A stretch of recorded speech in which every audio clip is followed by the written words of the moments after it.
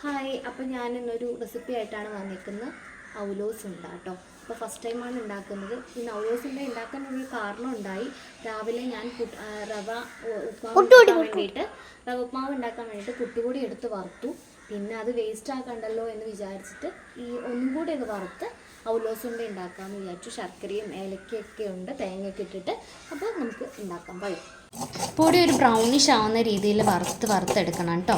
എന്നിട്ട് കുറച്ച് ശർക്കര, ആവശ്യത്തിനുള്ള ശർക്കര മെൽറ്റ് ചെയ്യാൻ വെച്ച് അതിനകത്തേക്ക് കുറച്ച് ഏലക്കാപ്പൊടിയും കൂടെ ചേർക്കണം. എന്നിട്ട് ചിരണ്ടി വെച്ച് തേങ്ങ ഉണ്ടല്ലോ അതും കൂടെ ഇട്ട് നന്നായിട്ട് ഇളക്കിയതിന് ശേഷം നമ്മൾ വറുത്ത് ബ്രൗൺ കളറാക്കി വെച്ച പൊടി കൂടെ ചേർത്ത് നന്നായിട്ട് ഇറക്കണം. ഇതിൻ്റെ കൂടെ ഇച്ചിരി ഉപ്പിടാൻ മറക്കരുത് കേട്ടോ, ഓവറായി പോകരുത്. എന്നിട്ട് അതിനകത്തേക്ക് നെയ്യും കുറച്ച് ജീരകവും കൂടെ ഇട്ടിട്ട് ഇതുപോലെ അങ്ങ് ഉരുട്ടി എടുക്കണം കേട്ടോ. ഉടഞ്ഞൊന്നും പോകത്തില്ല കേട്ടോ.